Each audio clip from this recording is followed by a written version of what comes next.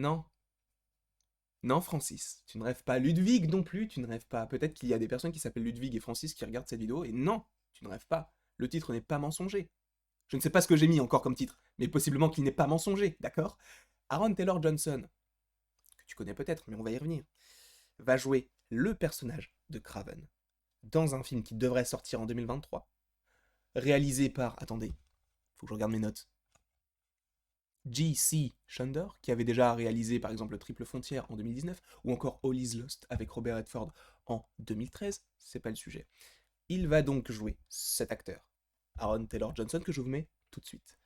Il va jouer Kraven, un ennemi de Spider-Man dans le SPUMC en 2023. Est-ce que, juste avant qu'on commence véritablement cette vidéo, est-ce que tu imagines 2023? Spéculons. On en avait déjà parlé, mais spéculons par rapport au film. Ant-Man et la guêpe Quantum Mania. Les Gardiens de la Galaxie Volume 3. Possiblement Blade. Possiblement Deadpool 3. Possiblement les 4 Fantastiques.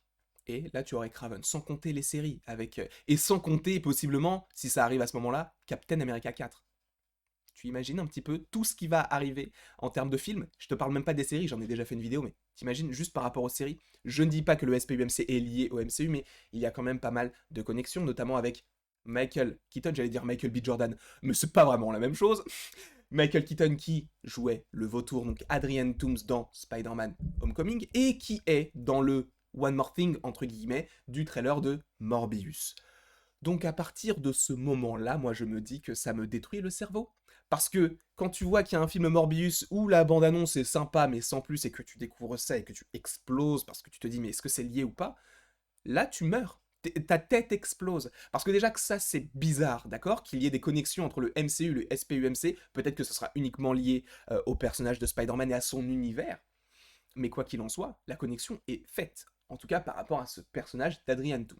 Seulement, tu avais également dans une scène post-générique de Spider-Man Far From Home l'apparition de J.K. Simmons qui revient dans son rôle de J. Jonah Jameson par rapport au Daily Bugle, mais cette fois-ci c'est le dailybugle.net qui est décrit comme un média controversé, donc ce n'est pas la même chose que j'allais dire le média papier, mais que le journal tout simplement. C'est pas du tout la même chose que le Daily Bugle, ce n'est pas le même logo. On était, pardon, j'ai déjà bugué au bout de 2 minutes 33, mais on était déjà revenu sur les différences entre les différents Daily Bugle, de savoir s'il y avait des connexions. Je vous invite à aller voir la vidéo, peut-être en petit i, si j'y pense bien évidemment. Mais donc tu avais ces petites connexions et tu te demandais si ça faisait partie du même univers parce que tu as un Spider-Man qui peut faire la connexion, mais si tu as deux Daily Bugle différents, si tu as des personnages différents, ça me détruit, d'accord? Mais là tu dois te dire, mais on était sur Aaron Taylor Johnson, quel est le rapport avec ce lien, du coup, entre le SPUMC et le MCU? Pourquoi? Parce que là, ça va, comme tu l'as décrit, ça va juste être un film qui va sortir en 2023 sur le personnage de Kraven joué par cet acteur. En quoi ça pose un problème? Aaron Taylor Johnson, plus jeune, il a joué Kick-Ass. Bon, c'est pas vraiment lié à l'univers Marvel, même si on peut se poser la question, mais c'est pas vraiment lié. Mais donc, il a joué Kick-Ass.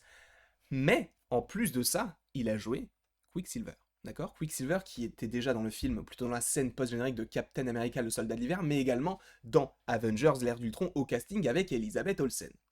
Elisabeth Olsen, je me suis trompé de côté. Euh, donc il a déjà joué dans le Marvel Cinematic Universe en jouant Quicksilver. Et ça, moi, ça m'intéresse beaucoup parce que ça veut dire que cet acteur, qui a donc déjà joué Quicksilver, va jouer Kraven. Sauf que si on revient sur la thèse de est-ce que le SPUMC et le MCU sont liés, j'ai parlé de thèse, t'imagines, je vais beaucoup trop loin, mais la théorie plutôt, qui stipule que le SPUMC peut être lié au MCU. Comment est-ce que comment est-ce que t'articules aussi? Comment est-ce que tu justifies le fait que Aaron Taylor Johnson puisse jouer Quicksilver et Kraven, sachant que Kraven c'est le SPUMC et que Quicksilver c'est le MCU, mais si tu as des connexions, c'est lié. Je pense que cette annonce est déjà toute réfléchie depuis pas mal de temps, et ce, depuis la série WandaVision. Pourquoi? Parce que dans WandaVision, tu as cet acteur. Cet acteur, encore une fois je me suis trompé, mais tu as cet acteur qui s'appelle Evan Peters qui interprète le faux Quicksilver. Encore une fois, ils auraient pu prendre n'importe quel acteur, ils ont repris ce personnage. Pourquoi est-ce que je te dis repris? Vous le savez, Evan Peters jouait déjà le personnage de Quicksilver dans la saga Fox enfin la saga plutôt, la saga X-Men chez la Fox. La Fox a été engloutie financièrement par Marvel, ce qui fait que, en soi, maintenant, tu peux avoir ce genre de personnage. On se demandait, est-ce que c'est le début des mutants? Pas du tout, c'est juste un lambda, un random qui a été manipulé par Agatha Harkness et qui, comme par hasard, ressemble au Quicksilver des X-Men. Voilà. Mais juste, la question qu'on peut se poser, c'est pourquoi est-ce qu'on n'a pas vu Aaron Taylor Johnson? Tu vas me dire, oui, mais Aaron Taylor Johnson, dans le film, enfin plutôt dans la série, ça aurait été cramé parce que Wanda le connaît déjà, puisque c'est son frère. Puisque je vous le rappelle, ils ont tous les deux joué dans différents films et ils sont frères jumeaux. Donc si t'avais juste le personnage, puisque je vous rappelle que le personnage donc de Quicksilver dans la série WandaVision, c'est un random. Donc si t'avais un random qui de base ressemble à Aaron Taylor Johnson, ça va être assez étrange. Donc peut-être que par rapport à ça, tu te dis, mais c'est logique qu'il ne soit pas dans la série. Seulement, je te rappelle qu'il y a des flashbacks dans la série, notamment dans l'épisode 8, puisqu'on revient sur le passé de Wanda pour savoir est-ce que c'est la Scarlet Witch, comment est-ce qu'elle a reçu ses pouvoirs, le passé où elle est jeune, etc. Tu vois Pietro jeune, mais tu ne vois pas Pietro adulte. Et le Pietro adulte, tu le vois uniquement avec cet acteur, donc Evan Peters. Mais tu ne le vois pas avec Aaron Taylor Johnson. Donc comment est-ce que tout ça va s'agencer? Je pense que ça s'est agencé de cette façon parce que peut-être que Aaron Taylor Johnson était déjà lié possiblement à des pourparlers liés au personnage de Kraven et qu'il aurait joué donc d'un côté dans WandaVision le retour de Quicksilver, donc une série qui est sortie en 2020, mais d'un autre côté, jouer un personnage du SPUMC qui peut être lié au MCU dans un film en 2023. C'est un laps de temps assez court, tu me diras en soi, Michael B. Jordan, il a attendu, je crois, 3 ans pour jouer des 4 Fantastiques, donc dans lequel il jouait la Torche, jusqu'à Eric Killmonger dans Black Panther, donc en soi c'est pas illogique. Seulement, le SPUMC, on comprend qu'il va y avoir une connexion, et notamment par rapport au personnage de Spider-Man qui va faire la passerelle. Donc c'est pas vraiment la même chose d'un 4 Fantastique avec un Black Panther.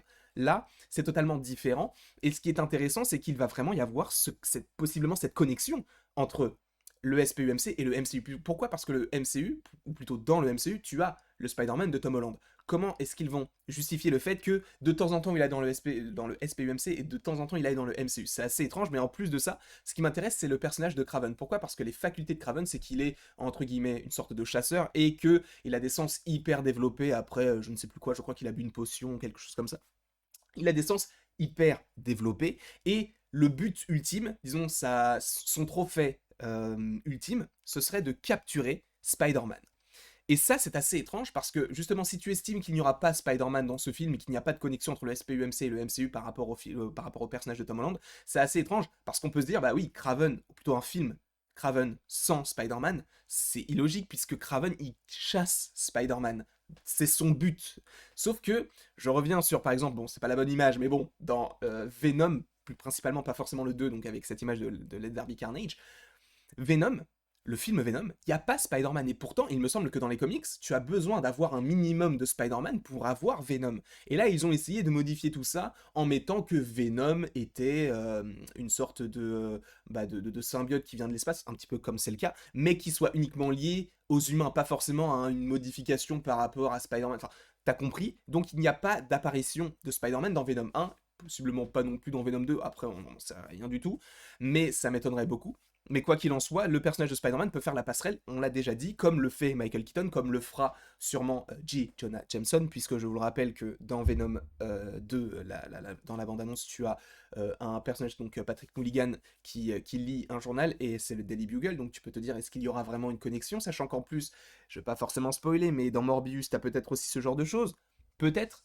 Donc, ça me fait poser beaucoup de questions. Peut-être encore une fois que c'est juste l'acteur qui a été choisi et qui a été casté, et voilà. Mais c'est vrai que ça pose peut-être pas mal de problèmes, et que c'est peut-être pour ça que le personnage, plutôt l'acteur, n'a pas joué dans la série WandaVision, parce que s'il avait joué Quicksilver, pour te rappeler encore une fois qu'il était Quicksilver, mais qu'en plus de ça, en 2023, il joue Kraven, dans la tête des fans et des spectateurs, ça peut paraître un petit peu étrange, sachant que les deux univers peuvent être connectés par rapport au personnage de Spider-Man. Mais encore une fois, Aaron Taylor Johnson, il a le droit de jouer plusieurs personnages, il fait ce qu'il veut en soi, et là on voit, il fait ce qu'il veut, puisqu'il va jouer dans le film Kraven, qui va sortir en 2023. Mais moi, ce qui m'intéresse, c'est que c'est pas quelque chose d'unique, entre guillemets. C'est pas forcément la première fois qu'un personnage peut jouer, même si c'est pas vraiment le même univers, mais dans l'univers Marvel, deux personnages différents. Tout à l'heure, on a parlé de Michael B. Jordan, c'est pas la même chose, puisque là, c'est vraiment totalement différent. Là, il jouerait Kraven et Quicksilver, mais c'est un petit peu différent parce que cette fois-ci, par rapport au SPUMC et MCU, tu peux avoir cette passerelle. Seulement, c'est pas un cas isolé, puisque tu as également, par exemple, bon, il y en a plusieurs, hein. Là j'en ai qu'un en tête, mais tu as Gemma Chan qui joue Minerva dans le personnage dans le film Captain Marvel en 2019, mais qui en 2021, donc vraisemblablement le 3 novembre, normalement si tout se passe bien le 3 novembre 2021, on devrait avoir Eternals dans lequel elle joue Cersei. Donc, t'as des acteurs qui peuvent jouer dans le même univers différents personnages et où tu sais qu'ils ne se rencontreront jamais. C'est vrai qu'une rencontre Quicksilver-Kraven, c'est impossible, sachant que Quicksilver, il est quand même mort. Donc bon, à un moment donné, c'est bon quoi.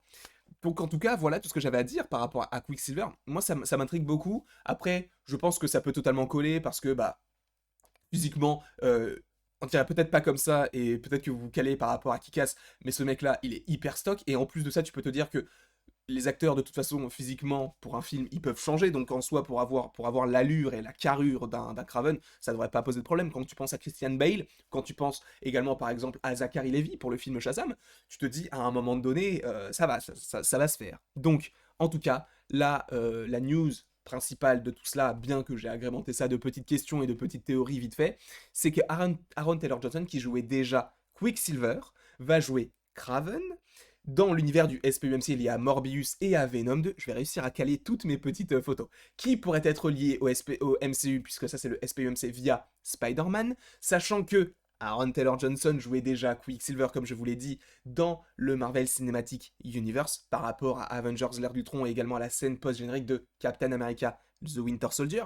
En plus de ça, tu n'as pas l'apparition de Aaron Taylor-Johnson dans les flashbacks de Wanda dans WandaVision, parce que possiblement ça pouvait peut-être brain, comment on dit en français, causer des problèmes au niveau de la compréhension, on va dire, par rapport aux différents acteurs qui jouent Quicksilver. Donc c'est pour ça qu'ils ont repris Evan Peters, qui jouait le personnage de Quicksilver dans la saga X-Men de la Fox. Voilà. J'ai enfin terminé. Sachez que, pour tout vous dire, cette vidéo, c'est la deuxième fois ou la troisième fois que je la tourne. Parce qu'en fait, la première fois, j'avais réussi d'un coup, la deuxième fois, pas trop, mais tu vas me dire, mais pourquoi du coup, tu as arrêté au bout de la première fois alors qu'elle était très bonne? J'avais de la bave là. Et quand j'ai vu ça, je me suis dit, gros, non, je peux pas faire une vidéo avec de la bave là. Là, ne quitte pas, vraiment. Il faut que je vous fasse une petite annonce que vous avez peut-être suivie sur les réseaux sociaux, mais j'en profite pour en parler maintenant.